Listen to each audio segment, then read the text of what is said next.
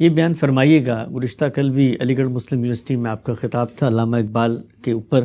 ایک سوال عام طور پہ پوچھا جاتا ہے کہ آپ اقبال کی اتنی تحسین کرتے ہیں، ان کو بڑے آدمیوں میں شمار کرتے ہیں اپنی ملت کے، اپنی اس امت کے، لیکن بظاہر جو ان کا کنٹریبیوشن ہے وہ تو کوئی کانکریٹ چیز وہ دے نہیں سکے. مثلا وہ یہ کہتے ہیں ریکنسٹرکشن ہونی چاہیے، لیکن کیسے ہونی چاہیے اس میں پھر تضاد کا شکار نظر آتے ہیں. ایک طرف تصوف کے بھی قائل ہیں، دوسری طرف جدیدیت کو بھی مانتے ہیں، وہاں جمہوریت کے بھی قائل ہیں، وہاں تنقید بھی. تو لوگ عام طور پہ کہتے ہیں کہ جی غامدی صاحب ان کو اتنا بڑا آدمی بنا کے پیش کرتے ہیں، لیکن ان کی جو کنٹریبیوشن، جس طرح آپ نے کام کیا، کچھ دین کے اوپر محکم بنیادی کام ہے، پوری شریعت کا مطالعہ کیا، تو وہ تو ہے نہیں. تو پھر اس سے آدمی کیسے بڑا ہو جاتا ہے؟ لوگوں کے بڑے اور چھوٹے ہونے کا فیصلہ اب میرے کام کو سامنے رکھ کر اس سے اختلاف اور اتفاق کی بنیاد پر کیا جائے گا. ہماری تاریخ عظمتوں کی تاریخ ہے، اور اگر آپ غور کر کے دیکھیں تو علوم اور فنون میں بڑے غیر معمولی لوگ پیدا ہوئے ہیں. اقبال انہی میں سے ہے. یعنی ان کا فن، ان کا علم، ان کی کمال نئے نوازی، انہوں نے جس طرح مسلمان قوم میں حرارت پیدا کی ہے. میں آپ کو ایک واقعہ سناتا ہوں. میرے جلیل القدر استاذ امام امین احسن اصلاحی بیمار ہو گئے اور کافی عرصے تک ان کے لیے کام کرنا مشکل ہو گیا.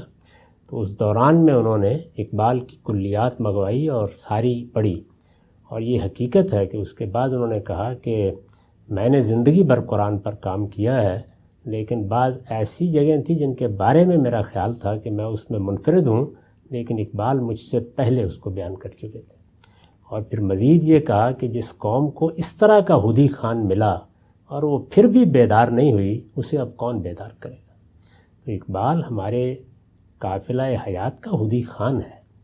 کبھی اس کی چیزیں پڑھیے اور دیکھیے کہ اس نے کس درجے میں لوگوں کے اندر ذوق پیدا کیا، دین کی محبت پیدا کی، قرآن کو ایک محور اور مرکز بنا کر.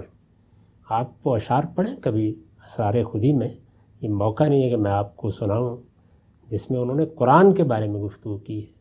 تو یہ کسی شخص کا علم کیا ہے، وہ تاریخ میں کس مقام پر کھڑا ہے، وہ کن چیزوں کو موضوع بنا رہا ہے، اس کی مطالعے کی وسعتیں کیا ہیں، وہ ان چیزوں کے بارے میں کیا نئی راہیں کھول رہا ہے. عظمت کا فیصلہ یہاں سے ہوتا ہے، اختلاف اتفاق سے نہیں ہوتا.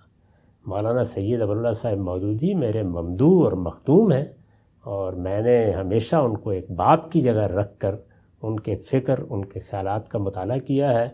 میں بارہا یہ کہتا ہوں کہ مجھے ان کی پوری تعبیر سے ہی اختلاف ہے، اور بہت سی ان کے جو مباحث ہیں ان پر میں نے تنقیدیں کی ہیں، لیکن کیا ان کی عظمت کا انکار کر دیا جائے گا؟ تو یہ ہماری تاریخ کے بڑے لوگ ہیں. میرے نزدیک تو اگر بر صغیر کے حوالے سے آپ دیکھیں تو جو پچھلی صدی گزری ہے وہ اقبال، ابوالکلام اور ابوالعلا مودودی کی صدی تھی. اور ان کی اس عظمت کا جو شخص بھی انکار کرتا ہے، اس کے سوا کیا کہہ سکتا ہوں کہ آپ بے بہرہ ہے جو موت کے دے میر نہیں. اس عظمت کا اعتراف کرتے ہوئے اختلاف کرنا چاہیے. میں بھی اقبال سے بہت سی چیزوں میں اختلاف کرتا ہوں. ریکنسٹرکشن کے ہاں جو مباحث ہیں ان میں سے کئی چیزیں ہیں جن پر میں نے تنقیدیں کی ہیں، لیکن جو راہ اس نے کھولی ہے وہیں سے تو میں نے خود روشنی پائی ہے. تو اس لیے میں کیسے اس معاملے میں کوئی غلط رویہ اختیار کر سکتا ہوں؟